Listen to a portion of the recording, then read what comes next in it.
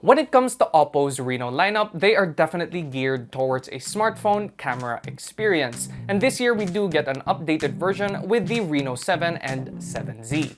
Now, I wouldn't go as far as calling them upgrades because there are quite a few compromises OPPO made, but that means we do keep the exact same price as last year's Reno 6. So let's start this review by first taking a look at the more premium device, the Reno 7.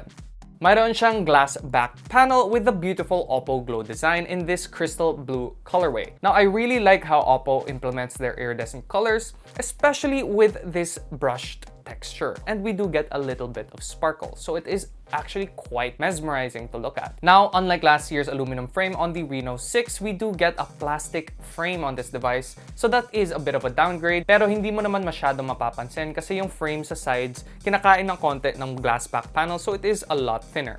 It also has that typical rounded design in look and feel, departing from last year's Reno 6's boxy design and including the much cheaper option, the Reno 7Z. Now, yung Reno 7Z naman, I'm completely in love with this design. We get the more modern boxy look like last year's Reno 6, but this back panel is absolutely amazing in my opinion. It is an all-plastic build, but this matted back panel finish is quite grippy, and you never have to worry about fingerprints on this device. Now, if you like minimalist looks on your smartphone, then you can't get any better than the Reno 7Z in terms of design, in my opinion. It's a black slab of plastic with two camera bumps, super clean, super simple. Ang ganda rin ng simpleng accent ng camera array which simply sits flush with the rest of the back panel. When it comes to specs naman with the Reno 7, we get the exact same Dimensity 900 chip from last year's Reno 6, as well as the exact same camera array.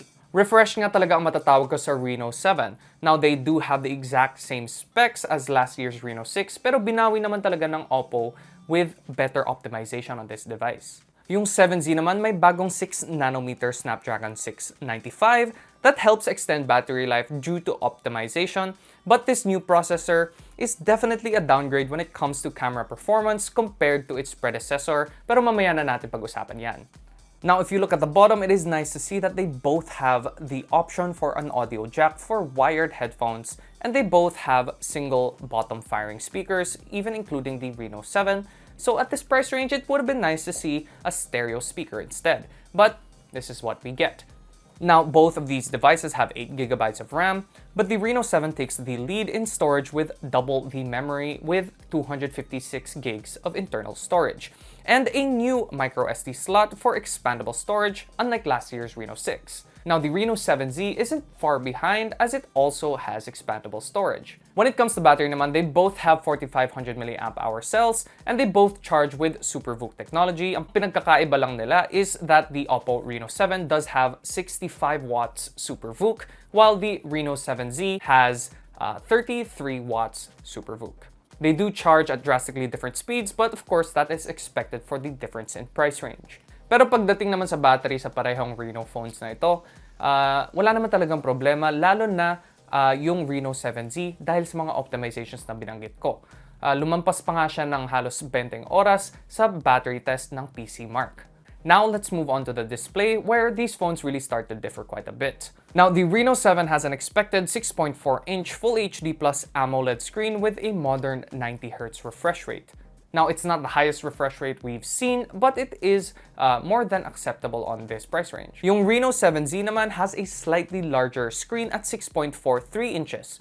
Same Full HD Plus AMOLED tech, but only at 60 Hz. Both phones deliver very responsive and bright screens and make the most out of their AMOLED displays with a reliable and quick under-display fingerprint sensor. I just would have liked to see a higher refresh rate screen on the 7Z, especially since it's coming in just under 20,000 pesos. Now, when it comes to performance, you are getting the more updated Android 12 with ColorOS 12 on the Reno 7, while the 7Z is still running Android 11 with ColorOS 11.3 on top. Now, both these phones are incredibly reliable, well-rounded performers with the numbers to back them up. Apps load quickly and multitasking is no problem. Now, when it comes to gaming, they can both run Apex Legends Mobile at the same settings, with only the highest texture settings not being supported for either device. Even the Reno 7Z handles the game quite smoothly with only a few frame drops here and there, while the Reno 7 provides a more stable gaming experience. But don't get me wrong, the gaming experience on both of these phones were actually quite comparable, and neither of the phones had any problems with thermal throttling. Now let's move on to the cameras, and since this is a camera-focused lineup, the more premium Reno 7 obviously takes the cake here, making the most out of that 64-megapixel main sensor. We also get an 8-megapixel ultra-wide and a 2-megapixel macro that the Dimensity 900 chip really takes great pictures with. Camera processing is nice and quick, and color accuracy is definitely there. Now, I did notice very minimal color shifting when switching between the main and ultra-wide lenses, but that is to be expected, especially in a phone in this price range. Now, the Reno 7Z, on the other hand, sadly does not have an ultra-wide camera. So the main star of the show is definitely that 64-megapixel main sensor that helps take pretty good detail shots that you can share to your social media. Now, it's no detail monster, but they do generate great looking shots with great color accuracy thanks to OPPO's color science. Now, when it comes to video recording, the 64-megapixel main sensor is made more useful on the Reno 7 with that Dimensity 900 chip, allowing it to take 4K 30 FPS video. But the Snapdragon 695 on the Reno 7Z sadly is only capped at 1080p 30 FPS, which is a massive downgrade compared to last year's Reno 6Z, which was capable of 4K 30. So that's about it for the Reno lineup that we have right now, and obviously yung Reno 7 is the better cell phone with better internals when it comes to specs, charging speeds, display, and camera system. Now, it does share quite a few specs from last year's Reno 6, but as the adage says, why fix something that isn't broken? But don't count the Reno 7Z out just yet. It is quite similar in performance with the Reno 7, at least from a user experience point of view.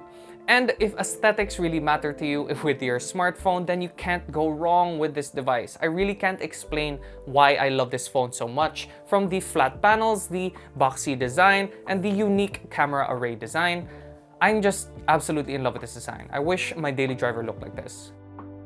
Now, don't forget to leave a like, a sub, and make sure to leave a comment down below on what you think about the new Reno 7 lineup, and if you are as in love with the Reno 7Z as much as I am.